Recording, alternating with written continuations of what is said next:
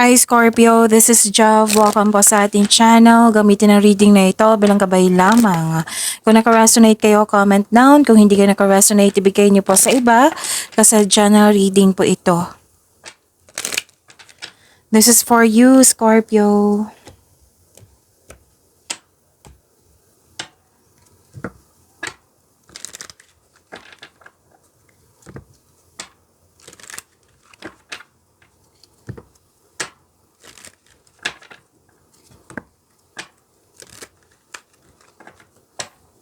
Para po ito sa iyo, Scorpio.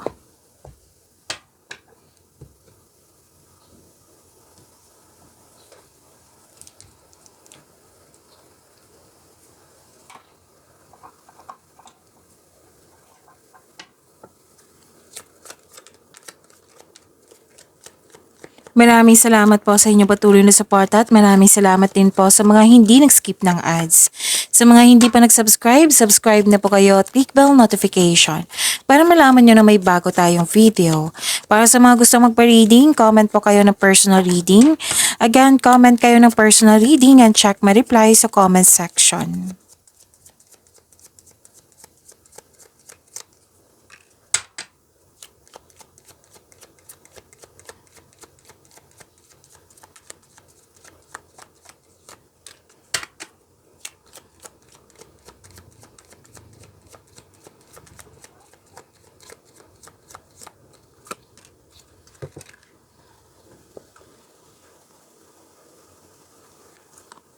Okay.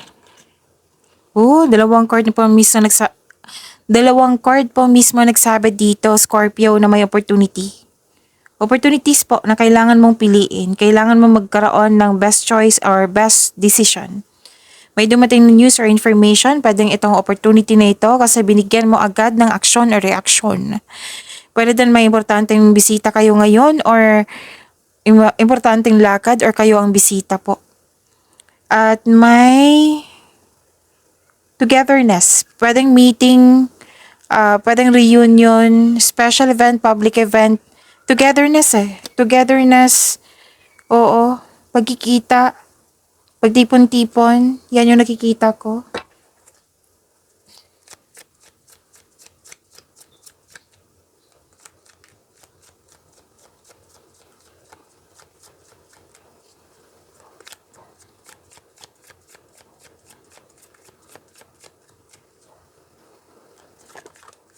Okay, this is about your energy, Scorpio.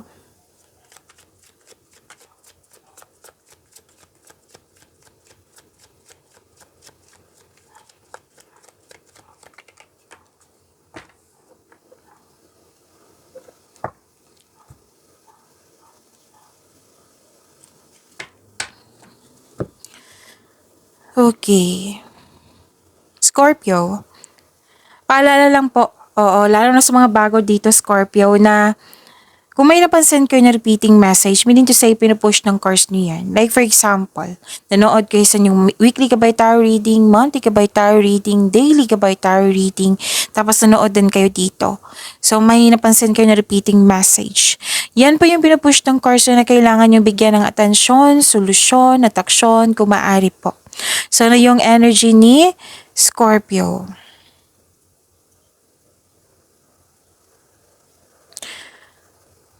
Okay, nagkaroon ng anxiety or pag-alala. Nag-alala kayo. Okay? And, nag-alala kayo, nag-overthink, hindi maayos yung tulog, balisa, pwedeng natatakot or naghihinala or dumadalas yung pagkakaroon ng masamang panaginip. So, stress kayo. So, anong dapat gawin yan? Kailangan yung ma-overcome yung overthinking nyo. Kasi nakaka-drain yan ng energy. Let's say, wala kayong trabaho for whole day. Oo, kahit rest day yan. Pero nag-overthink kayo. Para ka rin yan. Nagtrabaho ng whole day. Mapapagod ka niyan. So, iwasan nyo sana. Ay, hindi iwasan. Kumbaga, i-overcome nyo na. Okay? I-overcome nyo po yung bigyan nyo ng solusyon. Kung hindi pa kaya, then change the channel. Time for reflection and mindfulness skills. Yan, makapag-stop yan ng overthinking. Makakatulong yan. Kung hindi mo alam yung process niya, then ask po sa mga nakakaalam or di kaya mag-research kayo. Okay? And makakatulong yung may kausap, lalo na yung journal or diary. Isulat mo yung mga nasa isip mo upang sa gayoy maalis ito sa isipan mo at mapunta sa isang pahina. So this card tells you to make change. Huwag kayong mag-alala kasi sinabi naman ng card dito na itong mga pangyayaring ito pansamantala lamang at lilipas din po ito. Much better na bigyan nyo ng solusyon. Oo.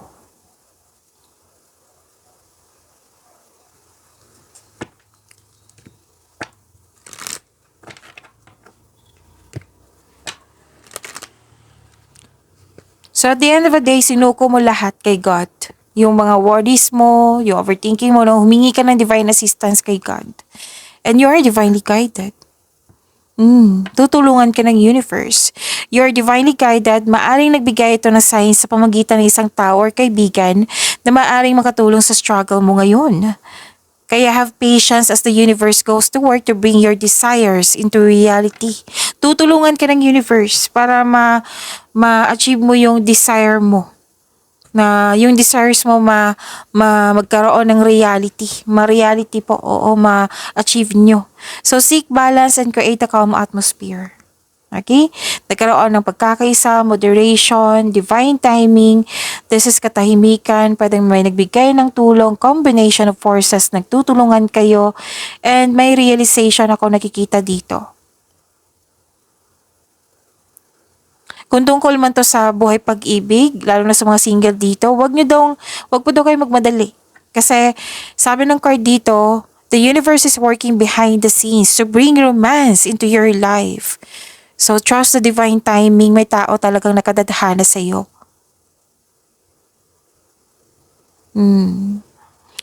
And may emotional and test na mangyayari. Ang taas ng trust level nyo sa taong ito. Pwedeng partner nyo to, kaibigan ba, taong malapit sa iyo. Nagbigay ka ng tiwala sa tao. Tapos may masungit na sensitive din. So nag-decide ka dito na habaan ng pasensya at inintindi mo kung bakit siya nagkaganyan. So that is good. Pay attention din po daw sa paggasta. Oo, may sinabi kasi dito. Pay attention kayo sa paggasta. Oo. Kumbaga sa income niyo at sa paggasta, kumbaga i-monitor. Monitor niyo po. Kasi minsan mag-a-advise ang card dito na kailangan niyo monitor. Baka paggasta kayo or yung ayaw ng card na madisbalanse yung kaperahan mo. Kung nagkaroon man ng disbalance, then give solution. Ano yung dapat gawin?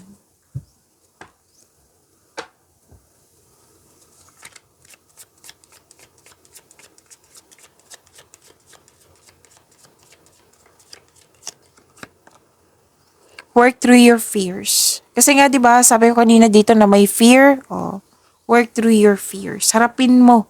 Bigyan mo ng solusyon.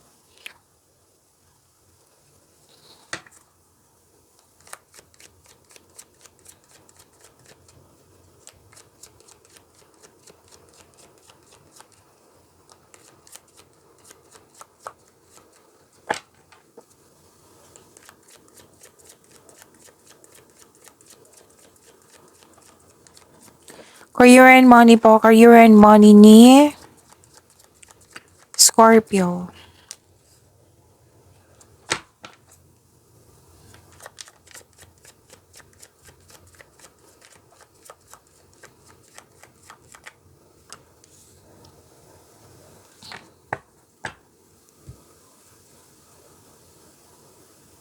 Sa career and money niyo po, Scorpio,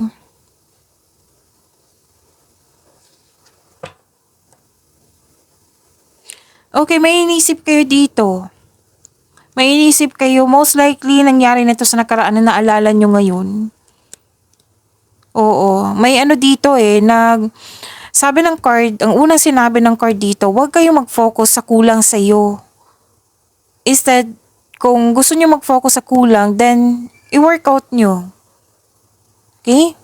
Like for example, kasi may loss of connection, loss of things, or loss of opportunity. Yan yung nakikita ko na naalala nyo ngayon.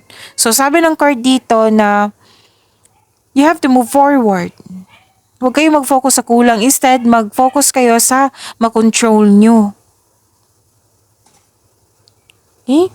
And this card asks you to believe in yourself. Think positive na makabangon ka ulit. And have faith na divine can lift you out of any period of loss.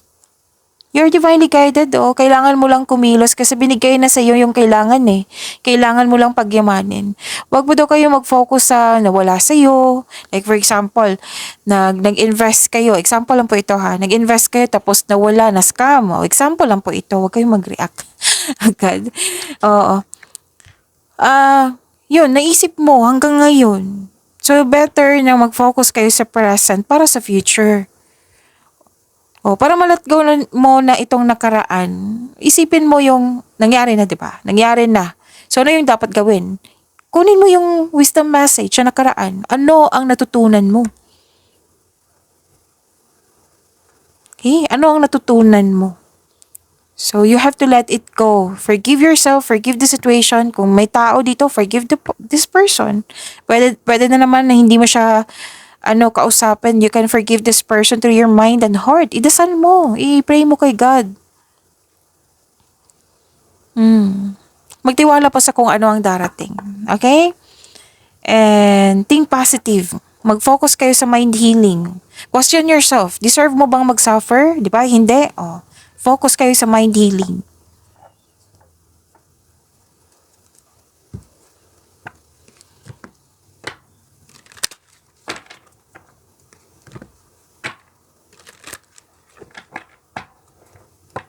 Kasi may nagsabi din sa akin dito example ko ha, kasi may nakita akong situation dito.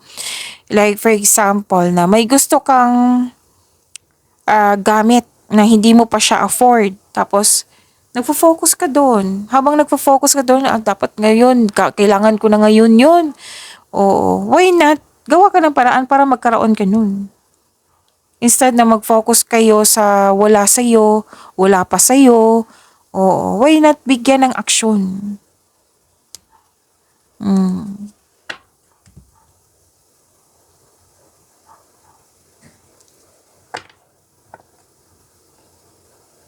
Okay, so hard work at productivity. Nakikita ko dito full of, busy kayo, movement, transition, hard work nga. Hard work at dedikasyon sa trabaho o negosyo for financial prosperity. Sabi ng card dito, patuloy mo lang magsumikap. Ang ilan sa inyo dito nag-aaral ng new skills, what I meant is enhance yung skills nyo. Okay? Para ma-increase yung income nyo. Okay. Ang ganda. Kakasabi ko lang kanina. Gumagawa ka ng paraan, Scorpio. Gumagawa ka ng paraan dito, Scorpio, for growth. For financial prosperity. Gumagawa ka ng passive income. It might be, nag-aaral kayo para ma-enhance yung skills mo, para madagdagan yung income nyo. Kung ano man yan, pwede din sa career mo na, like for example, yung anak mo hindi siya masipag magsulat. So example lang po 'yan ha. Na problema nagkaroon ka ng problema kasi nga may concern na ganyan. So instead na problema ka na mas mag-focus ka sa kakulangan or sa failure, bigyan ng aksyon. Kaysa matrap ka dyan sa negative thoughts, mag-overthink ka, ganon. Bigyan niyo ng aksyon, bigyan niyo ng solusyon. Okay? And, yun nakikita ko dito na I'm happy kasi nakita ko dito na kung ano man yung kakulangan, nag-workout kayo. Kumbaga, ibinigyan nyo ng aksyon. Like for example, hindi enough yung budget sa isang buwan. O, ano yung gagawin mo? So, nagbigay ka nagdiskarte ka dito para masolusyonan nga. Okay? Sabi ng card dito, what you have been studying or practicing, kung ano man yung ginagawa nyo dito na naging productive kayo, it will lead you to abundance. Yung pagiging masipag nyo, magbubunga yan, mag-harvest kayo. Trust that you can do anything. Kung may mga nangyari na feeling trap ka, hindi ibig sabihin na hihinto ka. Gawa kayo ng paraan. Okay? Trust that you can do anything, set a clear intention para ma-achieve mo itong success na ito. Oo, magiging successful ka kasi naging productive kayo. Sabi nga ng card dito, keep up the great work, Scorpio. May mga bagong kasanayan dito bagong task, bagong project, basta bago sa'yo. Tapos, at first, napastop ka kasi nag-focus ka sa problem. So, at the end of the day, nakita ko dito, nag-focus ka na, nagawa ka na ng action. So, nag-focus ka na sa solusyon. Bibigyan na ng solusyon. So, sabi ng card dito, keep up the great work. Gumagawa ka ng paraan. Wow.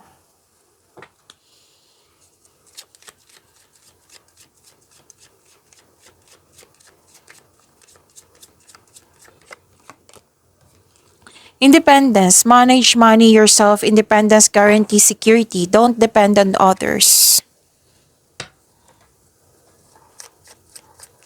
Okay. Kasi may sabi dito, 'di ba, na dito sa energy course niyo na mag-manage kayo sa inyong money. Andito rin manage money. So may dumating ng pera, i-manage nyo, mag-save talaga. Okay?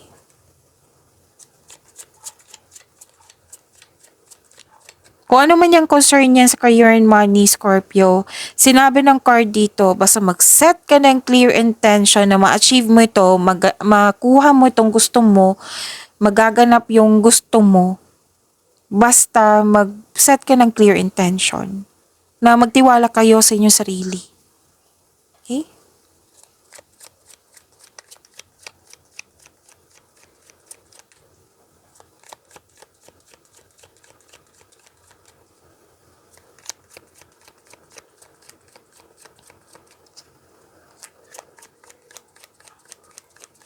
Love life, self-love, partnership, and romance ni Scorpio. Kaya nga masabi dito work through your fears. Kaya mo yan kung ano man yung concern mo. Independence din. Nire-remind kayo ng card nyo. Kaya mo yan. Scorpio.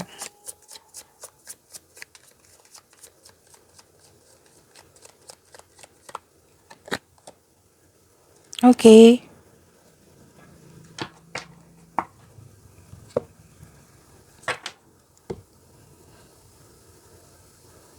Babangon ka dito. Kasi you felt defeated na parang sobra kang nasaktan sa mga nangyari. Love life na tayo self-love, partnership, and romance. Na parang kang nadapa dito. Tapos maraming mga concern na nasaktan ka. Pero babangon ka. Babangon ka dito. Anong tawag dito? Ma-overcome mo ito. Tapos na. Tapos na po yung mga paghihirap, nagkaroon ng ending with new beginning to This is completion of cycle. Tapos na. So, natanggap mo yung mga nangyari. Oo, kasi may sabi dito, accept and learn the past situation. So, okay, may nakikita ko dito Kunin nyo lang kung naka-resonate kayo. Comment down din kung naka-resonate kayo.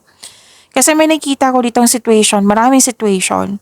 May mga paulit-ulit na lang na problema na nangyari at hinarap mo at binigyan nyo ng solusyon.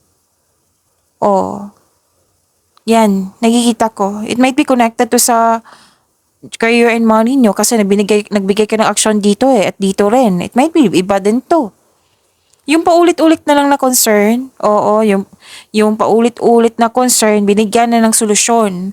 Or di This is about separation or space. Pero may nagkasundo dito eh. Pwedeng natapos na yung paulit-ulit na lang pangyayari. May nagkasundo, may peace. May nakita kong peace dito.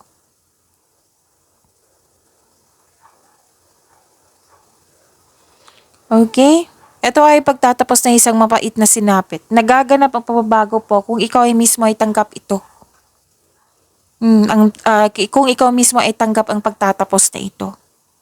So itong pagsuko na ito, lumilikha ng isang pakiramdam ng kapayapaan at pasasalamat.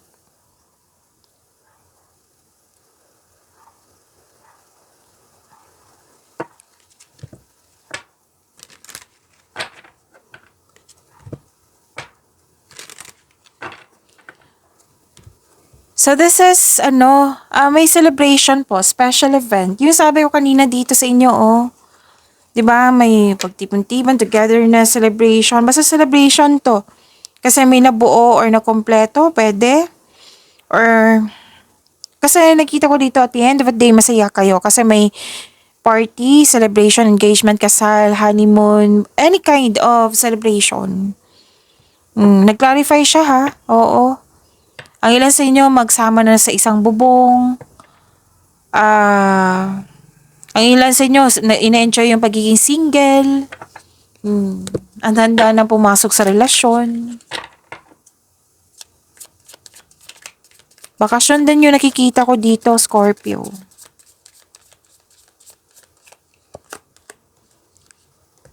Okay, window. Okay, window. A new adventure in love is coming. Get ready. Ay, wow. Ang ganda. Kasi may ano dito eh. Pagtipon-tipon, may bakasyon na plano, may... Oo. Pwede sa mga single din to na parating sa inyo na bagong pag-ibig. Wow. Tamang-tama, handa na kayo. Pagyamanin niyo po yung blessings sa binigay sa inyo, Scorpio. See you tomorrow. Maraming salamat po.